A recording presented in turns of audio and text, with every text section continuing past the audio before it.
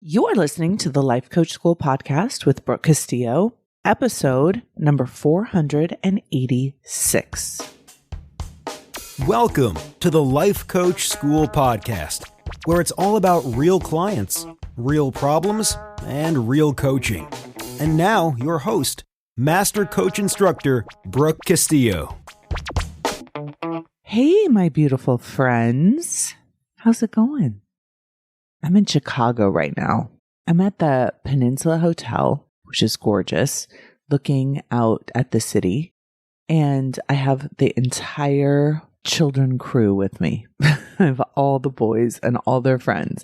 So we went to this amazing restaurant last night. It was funny. It was like this huge table for dinner, and it was just me and 9 boys. I guess they're all men now, but it felt like my children, my kids. It was really cool. We actually came to Chicago to watch Christian play in the Western Amateur, which he did very well, made the cut, played some amazing golf. It was very exciting. And then we decided to just stay for a minute so we could enjoy Chicago. And last night we went to RPM Steak for dinner. So delicious, so fun, such a great time. Today we're going to play some pickleball. We're going to do some shopping. Tomorrow we're going to a Cubs game. Spending time with Christian, especially before he goes back to college. And then we're going to go to San Diego for a little while. I'm going to hang out with Connor in San Diego for a little while. So that should be amazing. Today, I want to talk a little bit about what's been going on with a lot of you all. For many of you, my friends, my students, my loved ones, this has been a rough year. A lot has been going on. I've had friends that have been diagnosed and who are dealing with cancer diagnosis and wading through the fear and pain of that. I've been helping people through business challenges. I've been talking to people about relationship challenges, lots of drama. It's been a very interesting year for a lot of you. And one of the things that I want to offer as a solution, in addition to obviously managing your mind and taking care of your emotional life, is the opportunity we have to help people and how much that can help with a lot of negative emotion. It can be an amazing outlet. One of the kind of coping mechanisms that I've had in my own life has been to create some self-awareness around whatever's going on for me, understand it, and then teach it. And so many of my colleagues who are coaches and teachers do the same thing, and it's very healing. So for those of you who are new coaches or just getting into this industry, and for those of you who aren't coaches, I want to offer this technique, this opportunity to you as well. Because a lot of times when we're dealing with something that makes us frustrated or depressed or anxious, we can end up in a loop of being very unproductive and also self-absorbed. And it's not helpful to get too wrapped up in your own drama. So there's stages to this, right? So the first part is you definitely want to have some self-awareness around what's going on with you, whatever it is, whatever is creating this emotion, and recognize that there's a thing that's happening in the world, the circumstance, and then there's the thing that's happening in your brain. And those two are very separate things. I've been watching this show called Alone at night, like as I'm falling asleep. I'm watching this show called Alone, and it's basically about survivalists that are out in the middle of nowhere on an island all by themselves in the middle of winter. Now it's just turned winter in this season that I'm watching. And they talk a lot about how important it is to stay warm and to stay dry and to find food and to, stay clean and take care of themselves and all the things that is required for survival. But the most important thing, the thing that causes them the most problems, is their own brain. And one of the guys that was on the show was talking about it, like you have to be careful because there's only 7 hours of sunlight where they are. And so the rest of the time, they're just sitting in the dark in their shelter that they've created, just dealing with their own brain. And most everyone on the show that ends up tapping out is because they can't handle their emotional life. They can't handle the pain of missing their loved ones. They can't handle the thoughts that are going on in their brain. And so they end up tapping out. And so it's really made me think about how important it is to understand, yes, you are in a survival situation where you're trying to survive physically, but you're also in a situation where you're trying to survive mentally. And that's true for these people on this show called Alone. And this is true for us in our own lives. And so self-awareness is really the first important piece of that, right? To really understand this is what's going on in the world and this is what's going on in my brain. And to notice where we're being reactive, where we're not managing our brain, where we're maybe lashing out. I talk to a lot of people when I see that people are outside externally complaining about other people, blaming other people, or overreacting emotionally in situations. And believe me, I do the same thing. I understand kind of the temptation of this, but it's so unproductive for everyone involved. And it actually ends up causing more problems than it releases any kind of energy. And so one of the directions that I want to encourage everyone to consider is when you're going through the toughest of times, when you're going through the hardest of times in terms of frustrations, complaining, feeling sorry for yourself, feeling like the world's not cooperating with you, that is and can be the most important time to actually help and serve others. In my career and in my life, I have had the benefit of helping literally thousands of people. And having this life where I get emails every single day from so many different people telling me that my work has changed their life is an amazing experience. And I wish everyone could have this experience to know that my life has been useful to someone else, to many other people, because of the work that I've done and because of how I showed up, because of the risks and the courage that I took in my own life. And there's something powerful about that and very positive about that. But that is not the ultimate reason for helping, especially in a moment when you're struggling in your own life. There's something that happens in your brain in the actual moment of service, in the actual moment of contribution, in helping someone else that relieves us from negative emotion. I was actually researching this to try to understand that. And I was reading an article in the Times, and it was basically talking about how the pleasure we get from helping people in the moment is the same part of our brain is stimulated as when we are eating food or having sex.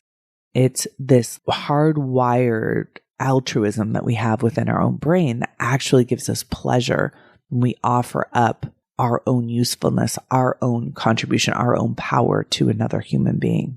It doesn't have to be a human being. It could be animals. It could be anything else that would benefit from you helping it. And the reason why I say that, and the reason why it's really important, is it's not about the appreciation that the other person gives you, because a lot of times you can give anonymously, you can contribute anonymously, you can help anonymously and still get the same benefit.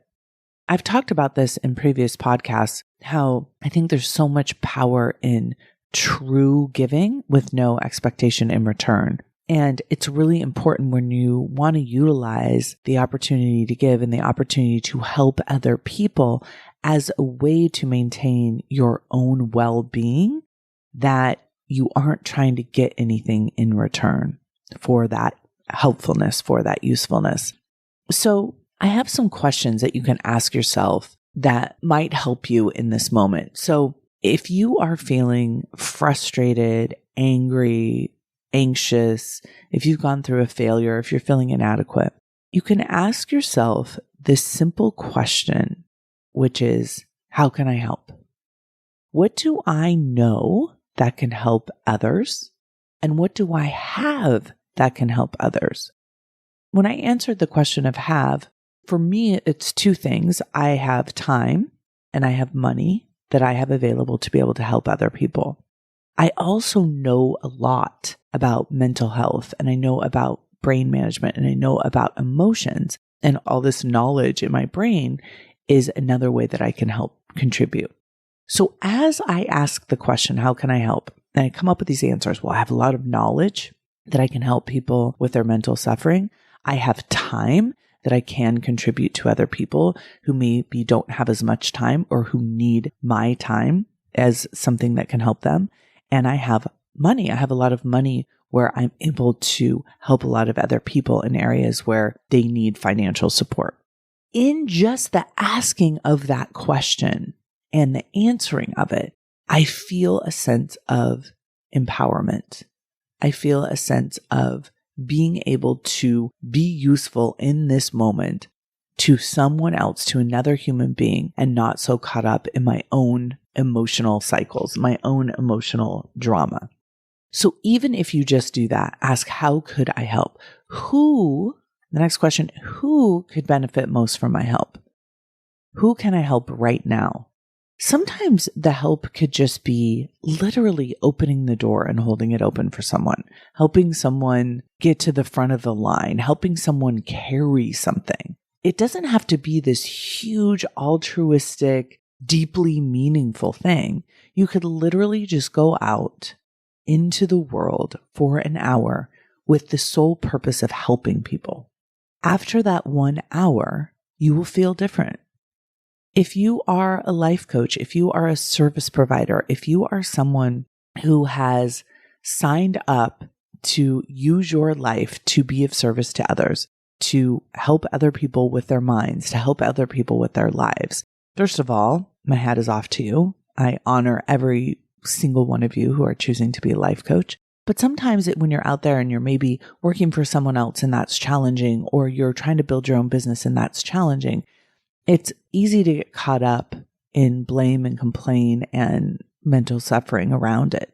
And if you just stop and be like, what do I know as a life coach? What do I know as a service provider right now that could help another human being where I expect nothing in return?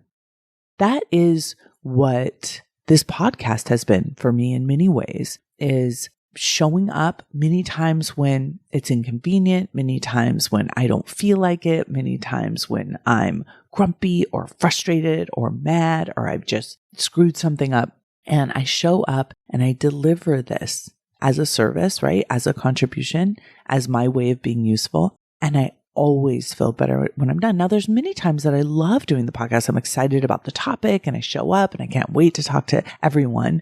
But, you have to remember, I've been doing this for 9 years every single week. And sometimes this podcast gives me the opportunity to feel so much better because I have given something, I have offered something, I have helped somebody else.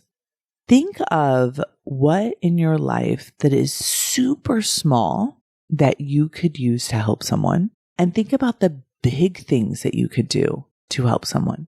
And I never want to encourage anyone to give or to help someone else out of guilt, to help because they're people pleasing against their own will. That is not what I'm talking about here.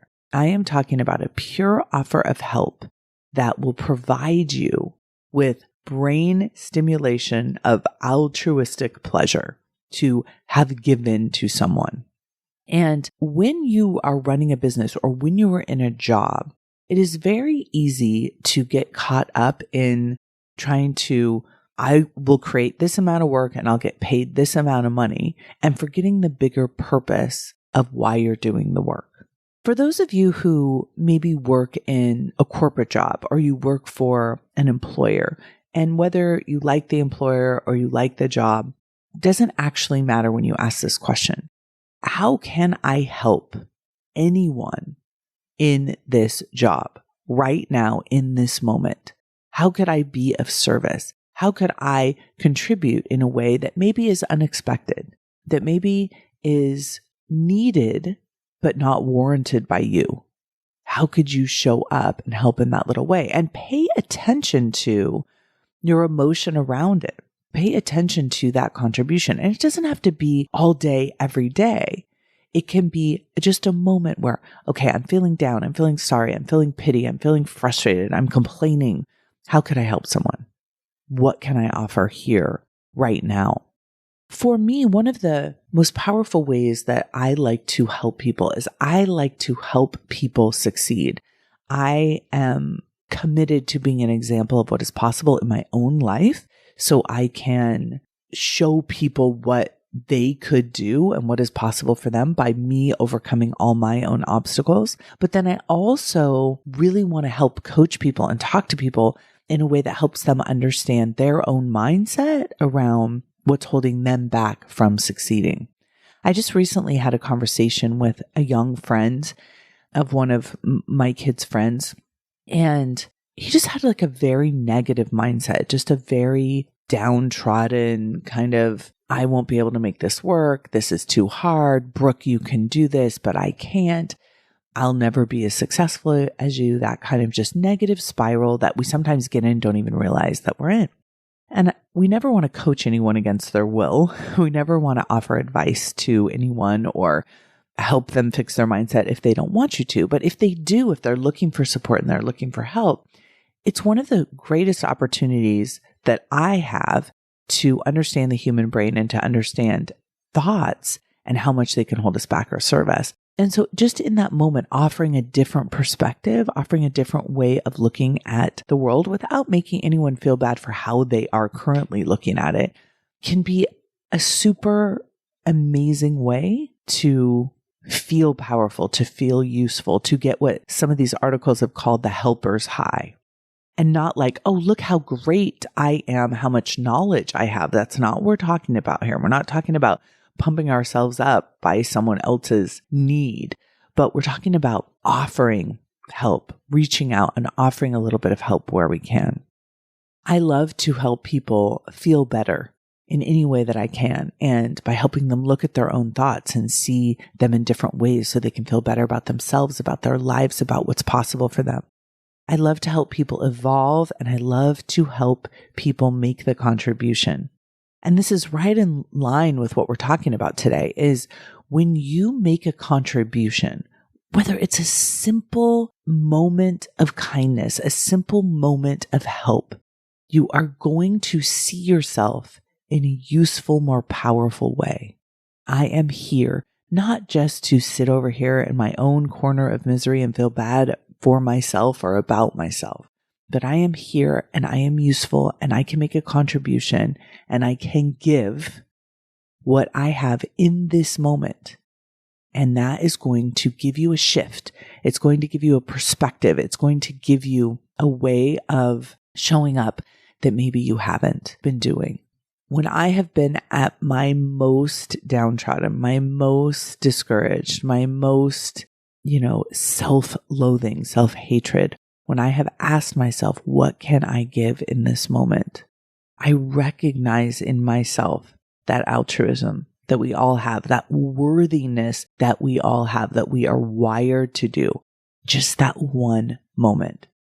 So I wanted to record this podcast for you today just to offer to anyone who may be struggling in their own life to shift your perspective, to stop thinking about what you can get and what you haven't gotten and blaming and complaining and frustrating, and to simply ask yourself, how can I help right now?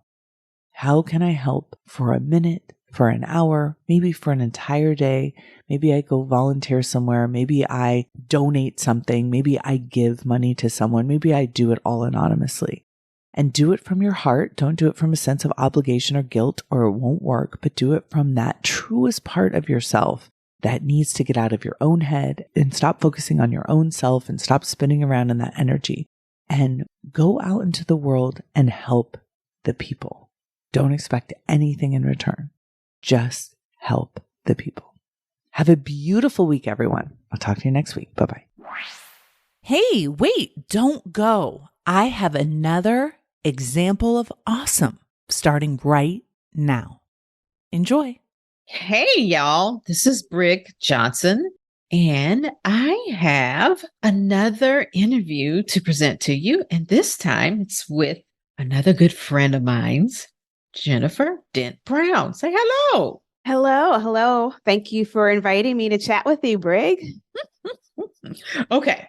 Now, I did invite you to chat with me because you're a friend, but actually, it's like because of the friendship that I wanted you to come on, because you gave me a term called Success Squad. And it was because of you that I'm like, I labeled it like developing a success squad. Tell me what that means to you, first of all. Yeah, I feel like every time I wanted to make a big leap in my life and move to the next level, I always found some support. Sometimes I had to hire the support if I couldn't find it with people that I knew, or I looked for people who were already doing what I wanted to do and included them in my what I call success squad.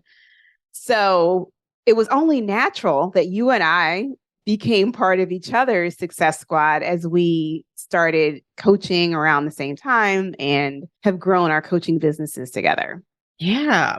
Let me tell you what was going on with me. And then I want you to give me like your takeaway or your feedback. And maybe the same thing was going on with you or not. I don't know. But like when I first decided that, I found thought work and I'm like, oh my God, this is amazing. And your thoughts create your results. It's like every time I started, I know you guys do this when you first learn thought work, when you start listening to your friends or whatever, it's like, you're like seeing it. It's like, and we know that you're not supposed to coach without permission, but we're like, we're starting to see everything. And like, you want to talk all things coaching or all things thought work. And your current friends, they're your friends because they share your thoughts, right? Like that's why people are your friends, because we share similar thoughts. And so it feels easy and smooth. But yet when you're making a direction change, you may change your thoughts or the way you think about a lot of things. And what I was finding is like, I wanted to talk all things thought work. And my friends were like, what are you talking about? Right. So it was like, there was this mismatch and I was just out there. So it's like life before thought work and then life after thought work, right?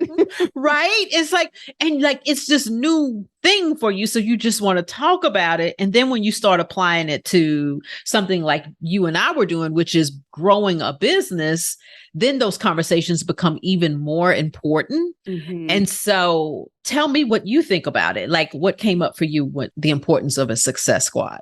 Yeah, at that point when we became friends, I was still working in corporate. You were still working as a nurse, and we were working on building a business on the side. And I think that was our common thought thread right there, was just like trying to shift our identity from employee to employer, business owner, solopreneur.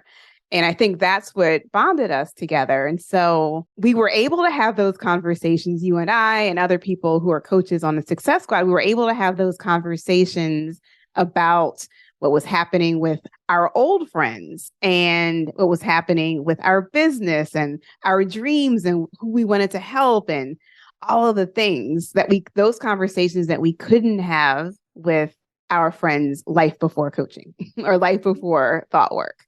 Right. It's like another way, like Brooke talks about want match. It's like sometimes we think like our friends don't want to evolve. That's one way of looking at it. Or we could just say like, of course our friends are thinking this way. I'm the one that decided to choose to think a different way. And it's not for me to drag my friends with me.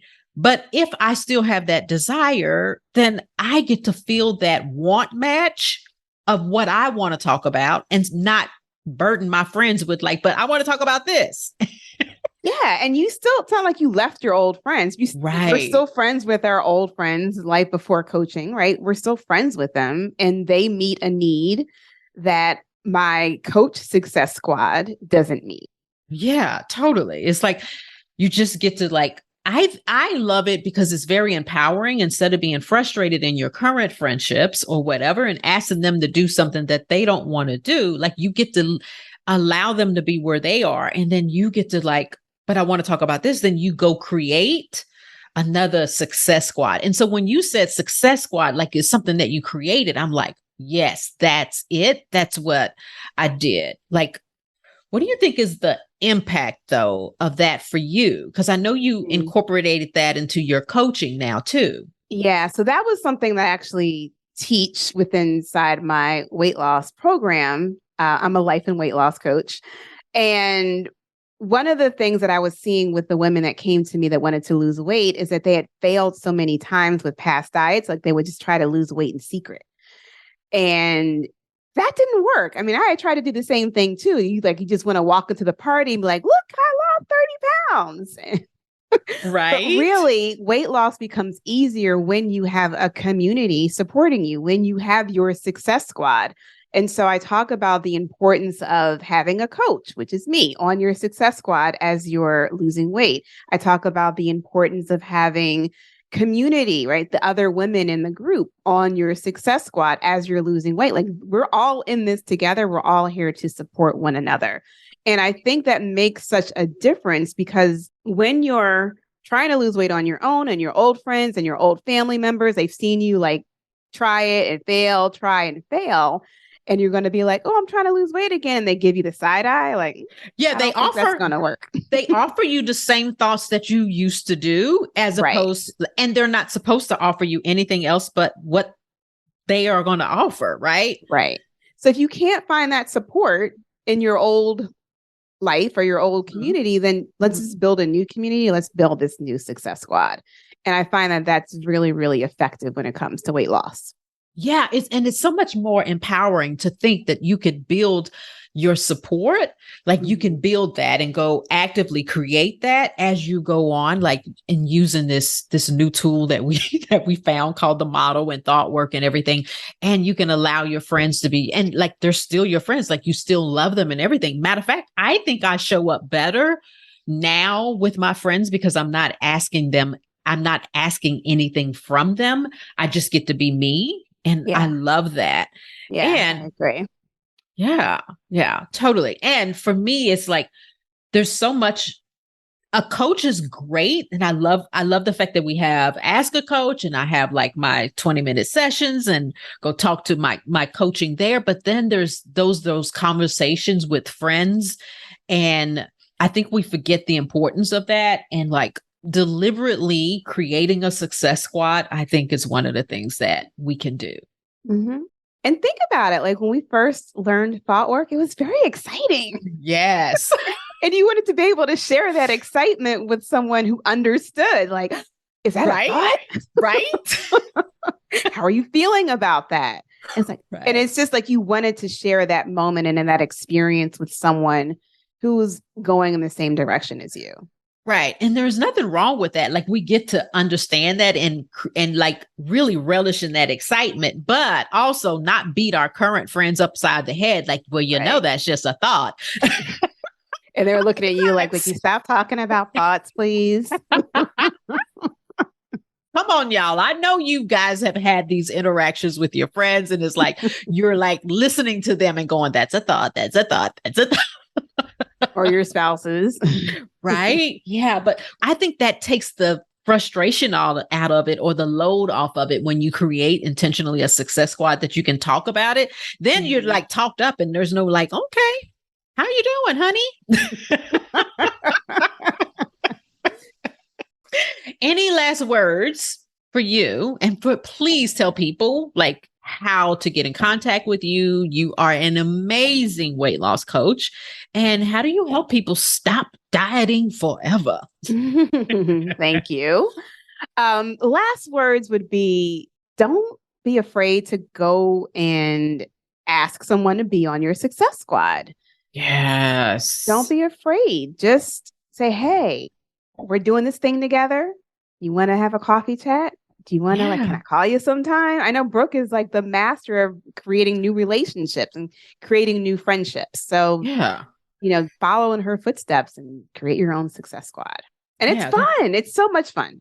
Totally. So much fun. Like, allow yourself to be weird. Because, it feels like it's supposed to happen naturally and such and such. Allow yourself to be weird on this one. Like, it's okay. Like, go call somebody or DM them and say, hey.